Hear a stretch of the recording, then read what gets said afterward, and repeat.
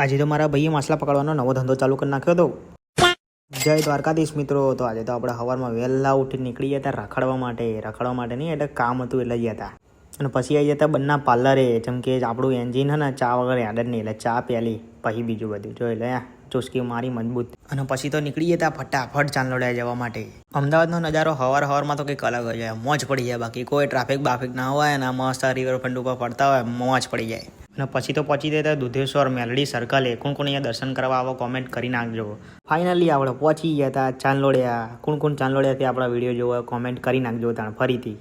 પછી તો આવી ગયા હતા આપણે ચાંદલોડિયા ભાગોરે, ગામનું ભાગોર કહેવાય ને, તો અહીંયા આપણા બીજા માસીનું ઘર, એટલે તો મળવા આવ્યા હતા. પછી તો બપોરે 12 વાગે બાબલા જેવા તૈયાર થઈ ગયા હતા, મસ્ત નોઈ ધોઈને. હવે ફરીથી નીકળી ગઈએ રખડવા માટે. વાર કપાવવાનો કંઈ પ્લાન હતો નહીં, પણ આ તો વચ્ચે દેખાયું એટલે પા ઘૂસી ગયા અંદર. અને ઘરે આવ્યા તાણ તો આપણને એક ફેમસ વ્લોગર મળી ગયા હતા. આમની આઈડી કેપ્શનમાં મેન્શન કર્યું, ફોલો કરી નાખજો. અને ફાઇનલી આપણે ચાલુ કરી નાખ્યું હતું માછલા પકડવાનું એટલે ઘરમાં ફિશ ટેન્ક ધોવાનું કામ ચાલુ કરી નાખેલું.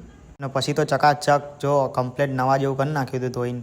અને રાત પડી એટલે પાછા નીકળી ગયા આપણે રખડવા માટે. અને પહોંચી ગયા હતા પૂલ ટેબલ રમવા માટે. ભલે આવડતું નહીં પણ રમવાનું ખરી. તમે લોકો મારો વ્લોગ તો જોવો પણ ફોલો નહીં કરતા, તો ફોલો કરી નાખજો. 3-8 મારે આટલું જ હોય. મળીએ બીજા વ્લોગમાં. જય દ્વારકાધીશ.